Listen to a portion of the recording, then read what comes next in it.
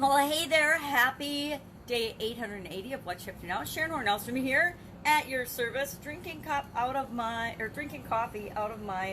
Pursue Your Wildest Dreams cup.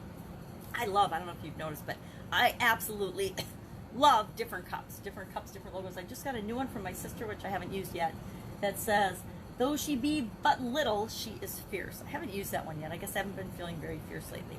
So today, I haven't been able to put my finger on something and why I haven't used the Fierce Cup yet. But when we put our finger on something, this is today's idiom for supersize your business, and it means, of course, to pinpoint or to describe something exactly or precisely. And it's one of those idioms that I can't put my finger on the meaning of, because I get the meaning, but I can't put my finger on the origin of it because I haven't been able to find any information. I Googled it and searched through a bunch of things yesterday, and everybody describes, okay, well, this is what it means, and you can imagine it because you can physically see yourself putting your finger on something, and then you know exactly where it is. Yeah, I get that, but it doesn't help me. It's fine, I understand it, and it's a very common idiom. Use it a lot. I'm like, oh, I can't put my finger on this, or I can't wrap my head around this. I don't quite understand. And it's about knowing what really happens, thinking for ourselves, and actually observing and looking for the facts in a situation. I grew up in the quality world, right, corporate America, and often things would happen that we would believe on the surface were impossible. But when we dug in and looked at our processes and procedures and systems, we often found that the impossible that people were giving us evidence of indeed had happened, or it was possible that it could have happened. So I learned a long time ago to take the impossible word out of my belief system and know that absolutely anything you can possibly imagine is possible. Anything can and will happen, right? Whether we believe it or not. And a lot of people are like, show me the money, show me the proof. And some things we can prove. You're never going to be able to prove your opinion about anything, right? And so I just, political years, I step out and I just choose not to participate in all the BS, the drama, and all the crap that's going on, especially the manipulation in the media. And by media, I mean news channels, reporting agencies, magazines, newspapers, any kind of media, and anything on the internet, right? Because it gets ridiculous and vicious and mean. And it's a certain group of people, and it's not even by party lines. It's a group of people in any organization that are negative, that impact so many others. It seems like the negative and the bad elements in anything are so much louder than all of the reasonable people and all of the people that think for themselves. And so I choose not to participate in a lot of it because, number one, it's not good for me. Number two, I don't need to change anybody else's mind. Guess what? You get to have your opinion. I get to have mine about everything. We can all disagree about what color this actually is if we wanted to. Same thing with anything. My opinion is that this is a shiny red. Somebody might say that's a fire engine red. That's a whatever red. And we could go on and on and on. It doesn't really matter. We all just see red. Unless you're colorblind, then you don't see red at all. So it doesn't matter. We all get to see and experience our life from our own perspective. So I'm thinking about that today, about putting my finger on something and really understanding what's important. Because guess what? A lot of what we argue about and don't understand, because we really don't have all the information. We don't really have any information, any of us personally, for the most part, to decide anything about anybody else, including our significant others, or the President of the United States, or people in a political party that we may or may not agree with. Anything.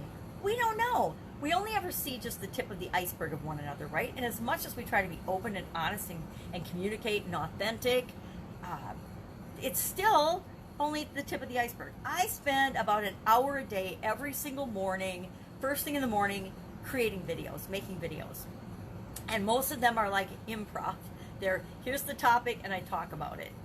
For a lot of reasons, for personal reasons, because I have very limited vision and I don't have the ability to script everything out, plan it all out, write it down, and then read it or have notes in back of me to read in order to communicate. I could do it years ago when I wasn't on video and I wasn't presenting. When I was presenting in corporate America and in my businesses, I could have notes and cheat sheets and things. Now, I could have them, but I couldn't read them. And my, I guess I could probably get one of those ear things where something could talk into my ear. But how annoying would that be? How disruptive would that be? I'd be talking worse and in more circles than I do already, saying the wrong thing. Actually caught a part of one of my videos yesterday where I said past, or I said future when I meant past. And I'm like, okay, well, how confusing a message is that? It confuses me, and I'm the one that said it, for goodness sakes.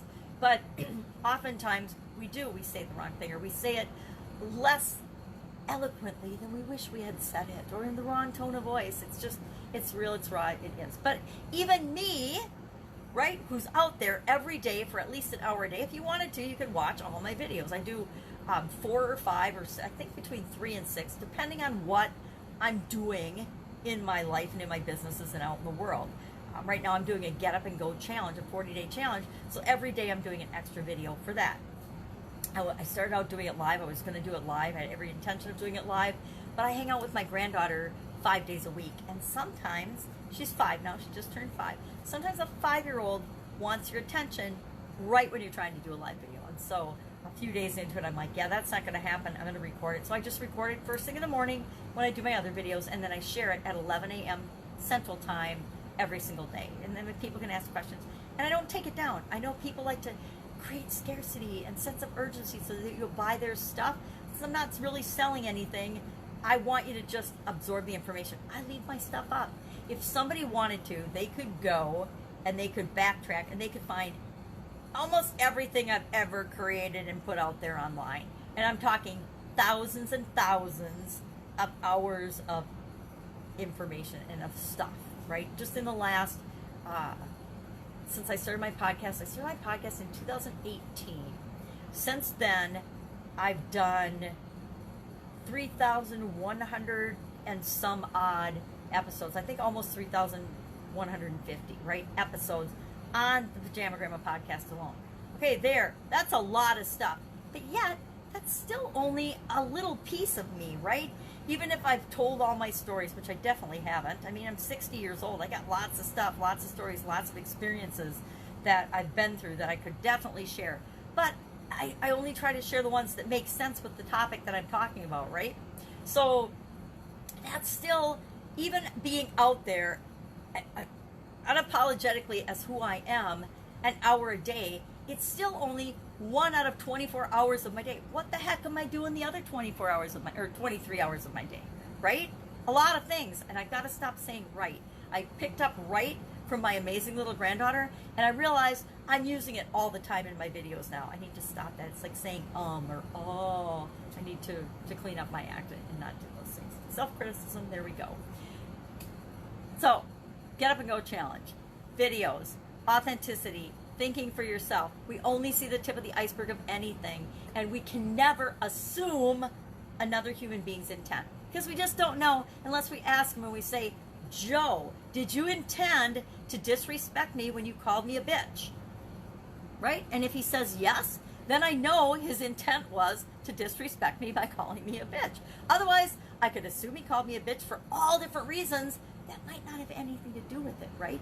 Maybe I took the last donut. Maybe I cut him off in traffic. Maybe I stole his parking spot, and that's why he's calling me a bitch. I have no way of knowing unless I ask and he tells me, right? No way of knowing. So let's not assume, because we know what assuming does. It makes a you know what out of you and me. Love that. Learned that as a kid. So true today. And so let's not assume about one another. Fun challenge today was about, I don't remember, day 171, 365-day challenge, do one fun thing every day. I gotta tell you, 2020 was the perfect year for that, since I am hanging out with my granddaughter every day, since I am, 5 days a week, since I am looking for more fun in my life, right? Less boring, more fun. Less boring, more fun. Some days it works, some days it doesn't, but I'm doing at least one fun thing every day. And I think, I don't remember, today was something that starts with a D. Obviously, too many things going on. Doing a lot of, for the Get Up and Go challenge, today was day 26. Progress again. Going through the SOAP model. and talking about how to, and it's more than just facing challenges, right? It's challenges, obstacles, failures, any type of change in our life. How do you deal with that? How do you handle that to guarantee that you're going to come out better off after the change, whether it's a good change or a bad change? Sometimes good changes can be just as stressful and require as much or more from us than negative changes. I would say getting married for me required more changes in more areas of my life than when I had my kidney surgery, right? Kidney surgery, 8 weeks later, good as new. Married, 25 years later, way worse off. By choice, okay? But I'm just saying, so sometimes good changes can be as impactful and as stressful, and we can use the SOAP model on them as well to make sure that we're living the life that we choose. Ticklish throat. My kids are coming home for the 4th of July, so I'm going to start prepping and getting ready for that today. I'm super excited. I haven't seen them for months because of COVID. My daughter is out living with her husband and her dogs, and usually I get to see her and the dogs a lot. Her husband's been working and training in Colorado to be a lineman, a journeyman lineman. And I believe he's done with his training. He's just waiting for the test to come up. I'll have to check with him on that. I haven't really talked to him because he lost his cell phone at work the other day. But my daughter and son-in-law and the puppies are coming home for their dogs. They're not puppies. They're pretty big dogs, medium-sized dogs. So I'm excited to see all of them. So I want to do some work and prep on that this weekend, as well as continue through the challenge. I'm also doing some branding coaching. I've got a branding coach and a branding team that I'm working with, it's really exciting, but it's some hard brain work for me. It's all about online, narrowing down and picking that one thing, that one focus. And for some of us, especially the older we get and the more things we've done and the more interests we have, the harder that is to pick that one thing. So look for, ducks in a, God, knocked my ducks out of the row. Got to pick them up. Got to get my ducks in a row. So working on that as well. And a bunch of work for that, plus a couple of working with other people.